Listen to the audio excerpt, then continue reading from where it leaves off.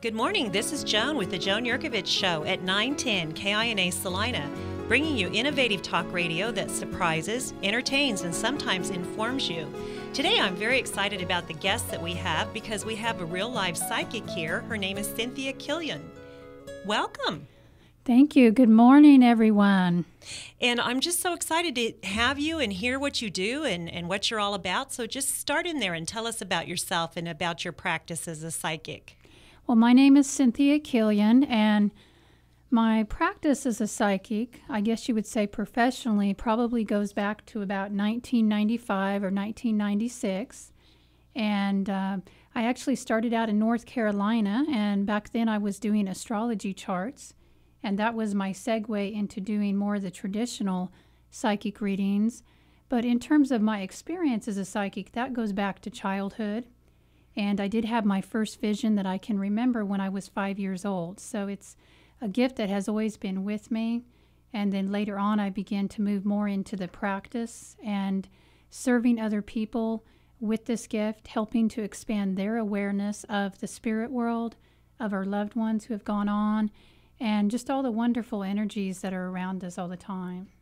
Well, and I think that's interesting, and I'm glad you brought that up about how this came to you as just a young child, because you do call it a gift. So what was that vision when you were, did you say 5 years old? Yes, and I have spoken about this before and also wrote about it on my website. When I was 5 years old, I was out in the woods with my older brother, and he's quite a bit older than me, and he was actually setting traps for deers or hunting, something like that. Which, of course, I wasn't into that because I'd seen Bambi. But right, like all of us. Oh. Right, that's another story. But I had wandered off from him in the woods and gone to the edge of a farmer's field, and there I had a vision of the spirit of the great white buffalo.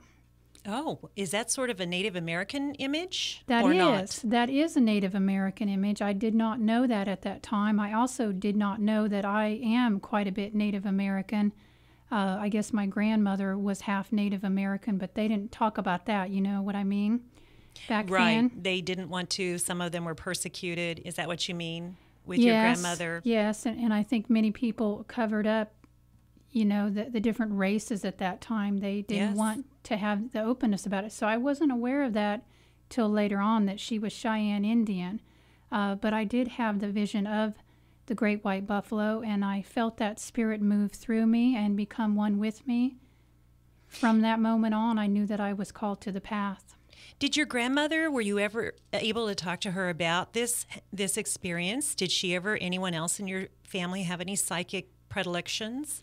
Well, my grandmother actually was a psychic. They say I did not know her. I am the youngest. I was a change of life baby, so my siblings are quite a bit older than me. But they do say that my grandmother, she was a very religious Quaker who read tarot cards. And that, I wonder how that went across in her day, in her time. But not very well, probably. I was going to say that probably would have been a little bit spooky. You know, you don't want to say you have Native American heritage, but then you're reading tarot cards. So. Well, even to this day, there's some people in the family who are older who don't want to talk about that grandmother did that because they're more conservative. And maybe just, again, have their own ideas about, you know, what that might mean. And you yourself, you know, finding that you have this gift, I'm sure you've come up against other prejudices that people have. Absolutely. Yes. And what have some of those been?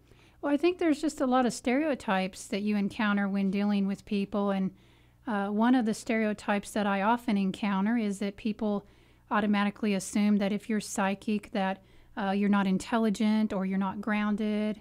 And then they quickly don't assume that anymore when dealing with me. That actually really surprises me, though, Cynthia, because I would think the opposite. I would think that certainly not the low intelligence, because what I might say, my sort of belief in psychics is that you have a very high degree of intuition. Yes. That's kind of what, you know, one description I personally might have. You know, I'm going to say, you know, that I'm not certain if I'm a complete believer. I'm very intrigued and very curious. But I would certainly never think anyone was of low intelligence. But I will say that in talking to someone who would be a strong Christian about psychics, they were fearful, like this was something evil. Have you run into that? There are some people who believe that. regardless of their religion. There may be certain kinds of Christians. This type of work actually has a strong basis in many of the Christian traditions, including the Puritans and the Quakers. Intuition plays a very important role in Christian mysticism. So I don't really find that it's necessarily Christians or Buddhists or Hindus or any other religion per se. It's just a matter of, is a person open-minded? Are they educated? Are they fearful within themselves? Because I find that a fearful person is just fearful regardless of their religious upbringing. And it was an interesting conversation, and I think that, I felt I was being a little judged by just being open and willing to listen, and again, like I said, be curious about what a psychic is and what a psychic does. And I know we have some callers that are calling in, and I think you're planning to do some readings for callers or answer some questions. Absolutely. But before we go to that, let me go ahead and just ask one last thing. You call yourself a spiritual psychic. Did you kind of explain that to us earlier, or just narrow that down, what that actually means? Because you're saying spiritual in there. I call myself a spiritual psychic because the approach that I have is very spiritual based, and I'm not doing this for entertainment. It is certainly part of my spiritual and religious belief. I am a spiritualist, and communication with those who have gone on is part of our religious belief. So there's a dimension to what I'm doing, the way that I'm doing, that is helping connect people with their spirits, with God, you might say, with Great Spirit. And it's not just about parlor games or even looking at only this dimension of the world. So there's a very spiritual element, if that makes any sense. Hopefully it does. It totally does to me, and I think that's a perfect segue to go into our next caller. So let's go ahead and see if we can get our caller on the phone. Hello, you're on the Joan Yurkovich Show with Joan and Cynthia. Did you have a question for Cynthia, our psychic? I certainly do. I would like to know what she sees in my future in terms of my love life. When I move into the energy of your love life, first of all, I feel a lot of movement coming on with that. So I feel like in the next 6 months that there is going to be an opening of your heart. But in order to do that, you're going to have to let go of someone from the past. I don't know who that is, and I only have a short amount of time to spend with you, so I may not get that knowledge yet. But I do sense that that is important, that there's a letting go of someone from the past. This person may not still be in your life, but they may still be in your heart. So in order to move forward, you have to let go of that. Do you understand? Yes, I do. Thank you so much. You're welcome. Thank you, caller. Cynthia, I literally am getting chills because when you started to tap into whatever it was you were trying to help this caller with, I felt something. Is that unusual? No, it's not. And I've done many radio shows and a lot of television programs, as you know. And it is very usual and common for the people in the studio to also report sensations and even to feel their own intuition enhanced. I mean, I got chills or, goosebumps. So do we have another caller? Okay, we're going to go ahead and just keep chatting until we have some more callers call in. So that was interesting because I noticed, just tell me something more about the process where you kind of had to quiet yourself a little bit and get into a certain area, or how does that work? That's exactly right, Joan. And in scientific terms, you might say that I was tapping into the alpha brain state, the brain waves of alpha. And that's basically a more relaxed state than when we're conversating. Well, and I felt that too, because I almost felt something when I said I sensed something. I felt myself going into, and I don't know if you would describe the alpha state, a little more of a sleepy, fuzzy, hazy, because I do kind of read energy off people. I mean, I don't even know what that means, but it's like if somebody's in a bad mood, I am too. I mean, it's maybe as simple as that, But what also surprised me was I could tell you almost sort of closed your eyes to allow yourself to go into a different state, the alpha state. But what surprised me was how quickly you seemed to do that to answer this caller's question. That comes with experience, and not all psychics are able to do that. It really does take the experience of having done many quick readings. And I will say I attribute my ability with being able to do that with having done the Salina TV show Psychic Live for 7 years. And when you do 7 years of live call-in readings that are only 2 minutes each for a whole hour, many, many times, you get very good at it. Right. And So- I've seen that program. Was that the one that ran on Access TV? Yes, that's correct. Right. And you were just getting rapid fire questions, and you would have to do that. So you say that was a skill you had to work to kind of hone that skill. Yes, and I will say that when I work with someone one-on-one, I really like to slow down and take my time and go deep. And then we can get more information. We can have a more comprehensive reading, if that makes any sense. Well, tell me something about that, because you do take individual clients, Yes, I do. obviously. So how long are those sessions? They are usually about an hour, believe it or not.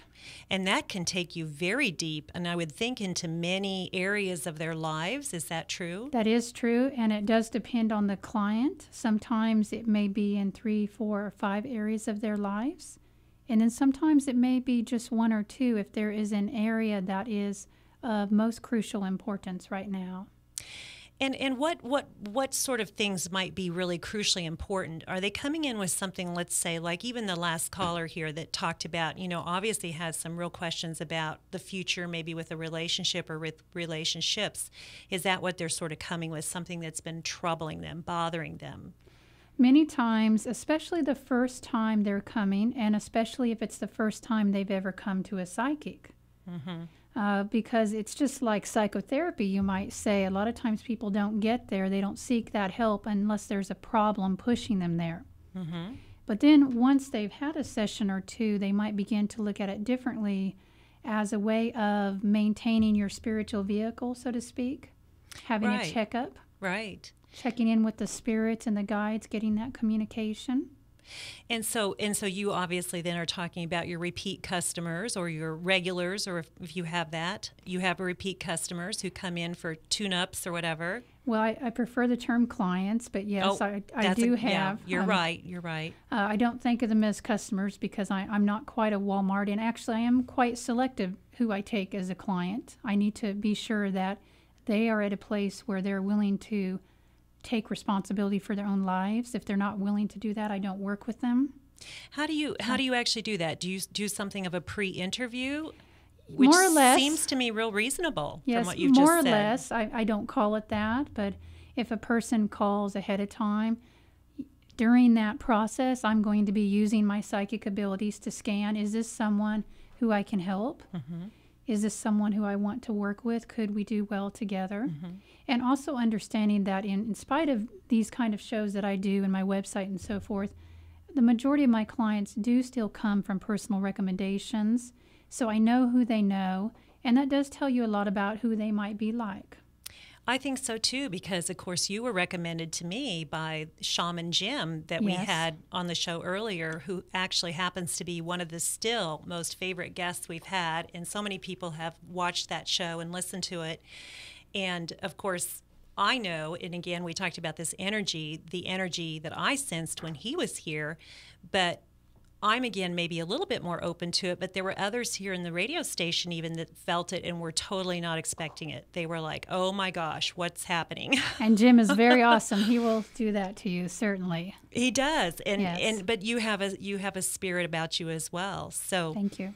So when you have those people that come in and you do a pre-interview and you take them deeper, do you ever find you're taking them into kind of real traumatic places or sort of Sometimes. frightening places? Sometimes I am very gentle in the work that I do, but it is hard to anticipate how a person might take certain things. Everybody's different, and what might be not traumatic to me may be traumatic to another person and vice versa. So sometimes the readings are a little uncomfortable for them, Right. and that's part of the process. For the most part, it's a very relaxing process, very uplifting. But sometimes you have to go through a little bit of the darkness to get to the light. Well, that sounds like something reasonable with anyone who's had maybe some sort of trauma or is looking for some answers or solutions and that sort of thing. So have you ever run into a situation, though, where you said, okay, this is a